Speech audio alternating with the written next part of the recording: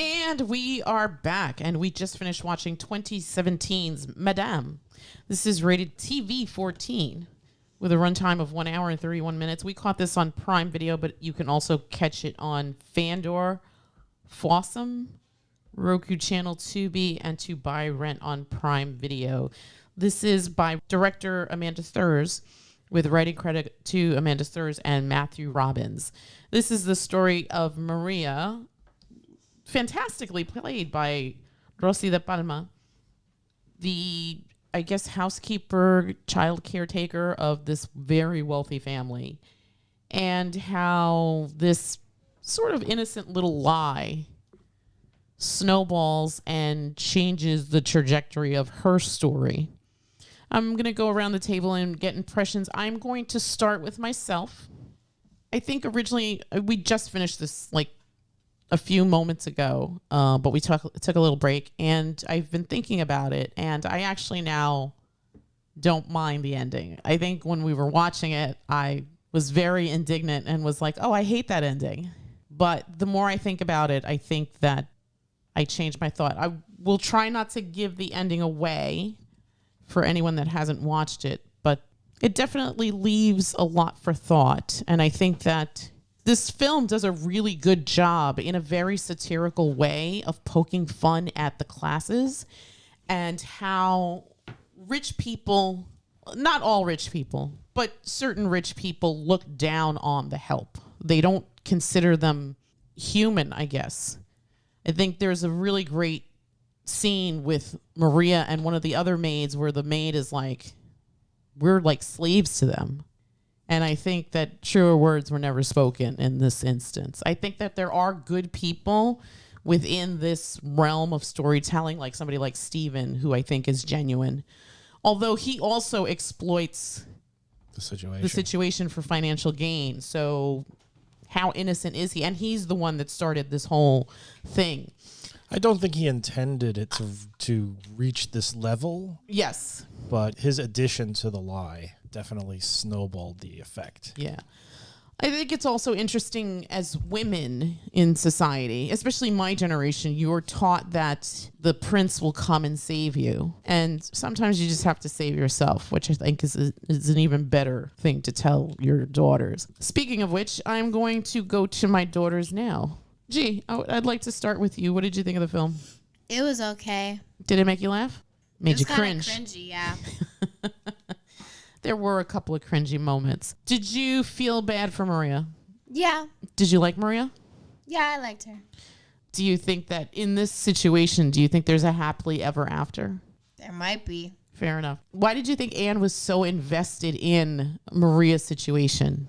I guess because she was a rich person, looked down on help. She didn't want her to do better at her than in anything, whether it be like work, which obviously she wasn't, or her personal life. Right.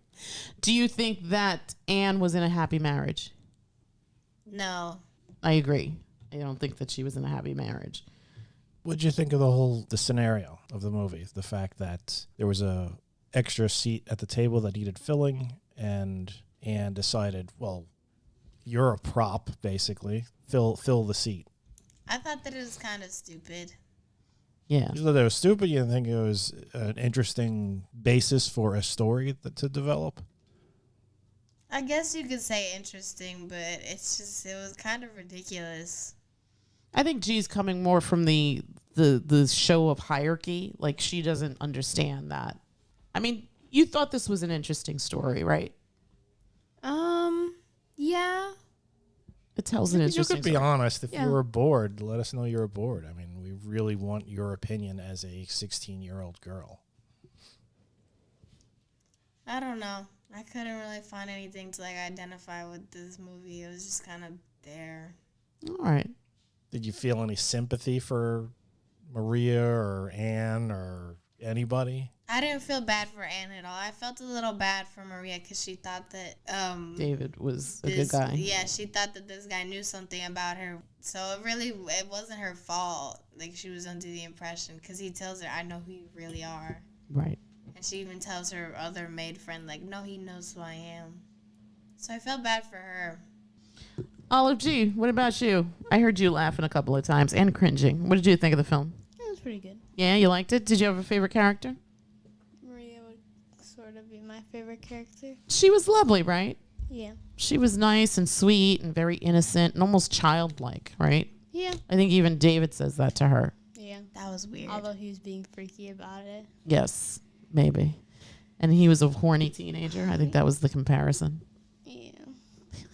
He basically said it's like you're seeing everything for the first time. Right. For somebody like him, that's charming because It's so innocent and naive. it's not just that it's innocent and naive. It's that he's around people who are just like wealthy and have Jerks. they're even if they don't know what something is, they're going to claim they know what it is. Oh, this is Chateaubriand, blah blah blah. I know all about wines because I'm rich. They may not know it, but that's annoying. If you're around people who just announce, "Oh, I'm an expert on everything," it's boring. There's something interesting about being with somebody who is Not like enthusiastic about something, about experiencing it for the first time that at one time in your life you did experience that for the first time and were like, wow, this is freaking amazing. Mm-hmm. It's like, honestly, it's one of the reasons why I love watching movies with you, is because even if you've seen a movie 10 times, you will, when the dramatic scenes happen, you will go, oh my God, and it's nice. I don't think that, I love my childlike wife. It's not that at all. It's just, it reminds me of what it's like to experience that for the first time, and that it's a joy that you'll never get back. Right. But you could sort of get like a bit of a flavor of it by being with somebody or being around somebody who they're marveling about it for the first time.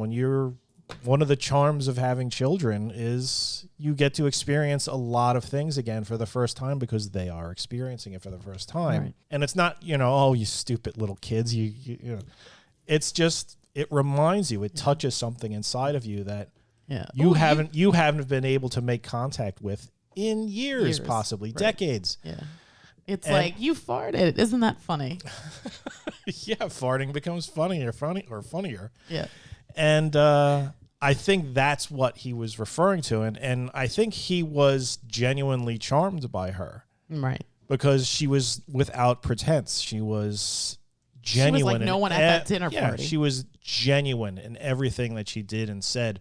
Whereas everybody else is just, they got a stick up their ass because they don't want to make an embarrassment. They don't want to be the guy who doesn't have the Grey Poupon when the car pulls up. Do the kids even know what that means? No, but we do. We do, yeah. So yeah, I didn't view it as kind of creepy when he said what he said. Mm-hmm. It became creepy though as he was going on about being a lusty teenager. Yeah. Well, that was just that's all right. Now we're sitting around with people who are talking about possibly having sex later on, and it's just sort of like, okay, I could avoid this part of the conversation. Right. And now you're getting a little too intimate for me. So this is, again, a story about the class system, how people in a higher class view people in a lower class and what that means. It also touches on sort of like the whole Cinderella story where the rich prince comes and saves the day. And it's kind of interesting because it felt like kind of what you said. She was the most genuine person at the table, and yet she lived in this world of just swirling lies, right? There's that scene where Helen, there's a showdown between the wives, Anne and Helen, Antoine's wife. And it felt like Helen knew that her husband was a philanderer. Mm-hmm. And it was like they were like going at each other tit for tat, kind of. Yeah, I mean, the world that these rich folks live in is pretty weird. Yeah, I'm glad we're not rich, I guess. Not rich like that. I wouldn't mind being rich. But, I mean, that guy was just scum. Antoine, yes. Yeah, she's like, oh, you're evil. And he's like, oh, I'm French, Yes, let's be adulterous. Yeah, let's be adulterers. Ugh. He was just, he was like a bad caricature. stereotype Yeah. Muppet. Like, it's the French pervert Muppet made flesh. Olive G, what did you think about that house?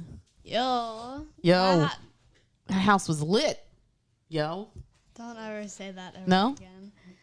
Do the young people not No. say the word lit? No, they say fire. Oh, fire. The house was fire. They're like, but the house is actually really pretty. I really like the house. Yeah. I wish I could live in a house like that. I wish I could live it. I Well, want to become a fat old rich person. I hope you do. Well, look- I hope you do it when you're young so you can enjoy it, actually. I hope I become like the guy's ex-wife. Because remember in the story how like his son said, oh, she's becoming older and fatter and richer. Yeah.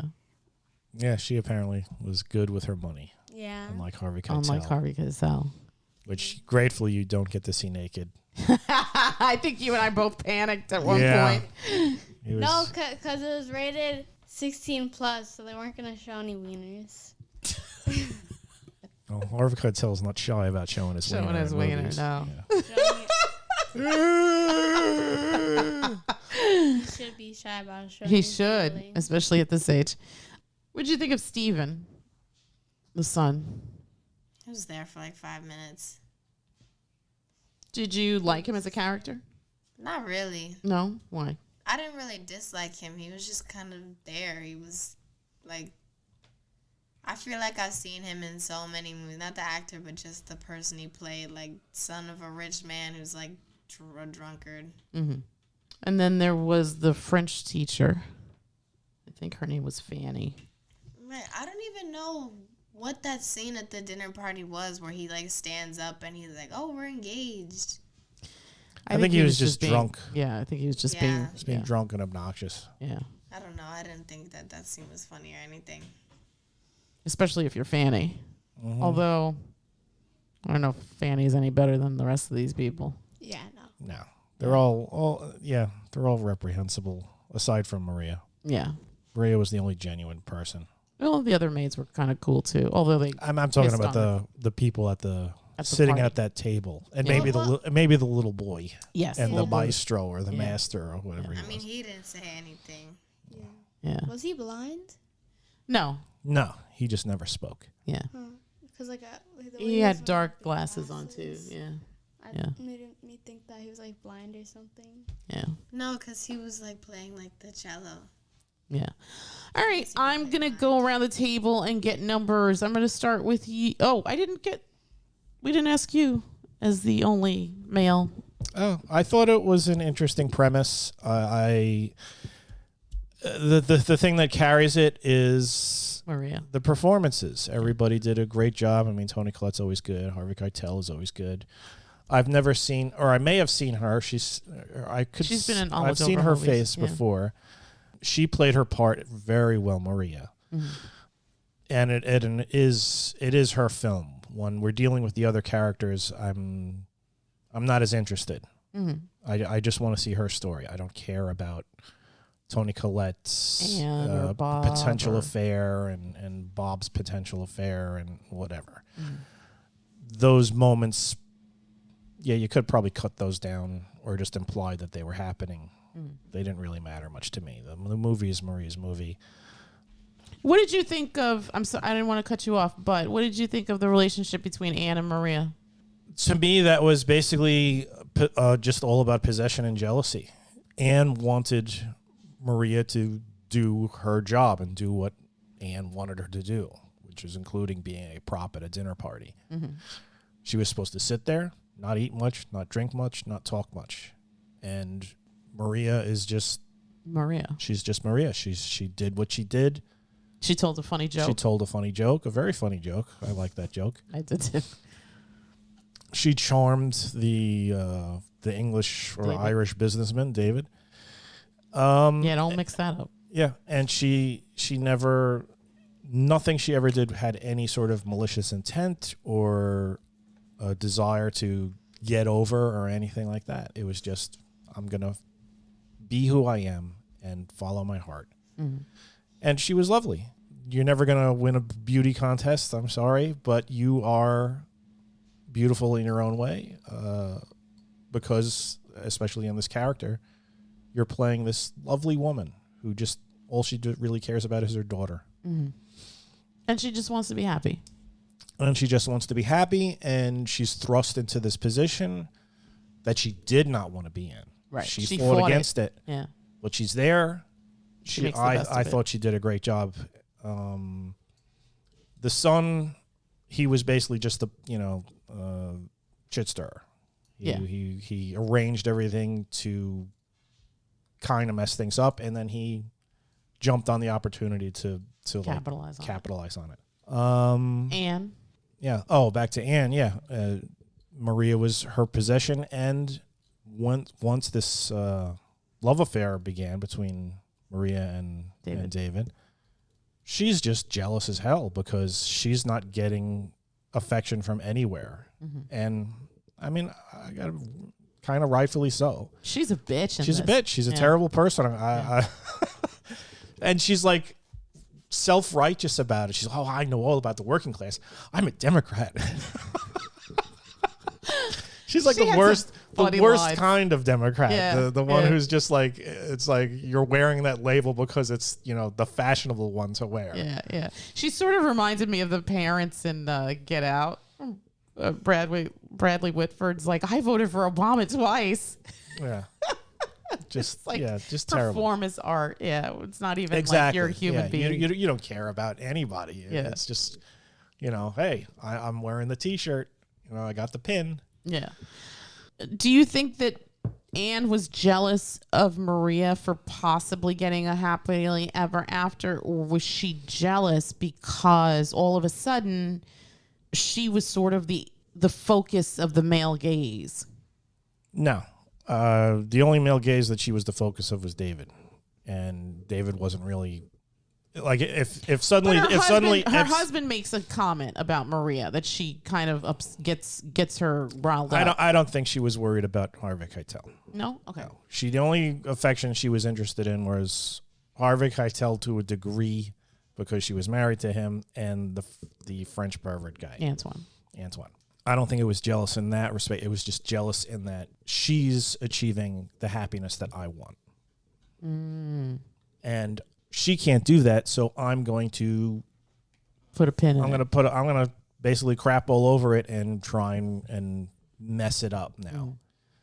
And because I know I'm right, and she may be right, she may be wrong. You got to watch the movie and see how everybody ends up. Mm. You may have to make your own decisions about it. Mm. But yeah, that was the relationship between Anne and Maria. It was jealousy and possession. Because she really did love Maria's work. Right. Yeah. And she folded her. She definitely did not want. Yeah. Way. She didn't want to have to waste half a day to teach people how to fold her clothes. Yes. Yes. So again, not seeing Maria as a valid human being. No, she's basically like a vacuum cleaner. A possession, like you said, she's a possession. She's a prop. If she could have put like some sort of if she could have just draped a dress over the empty chair, and that would have been socially acceptable, she would have. There you go. Yeah. All right, fair enough. Thank you for that insight from the male perspective. I appreciate you. I'm going to go around the table and get numbers. I'm going to start with myself. I really liked this a lot. It was funny. It was sweet. It was bittersweet. It was sort of sad.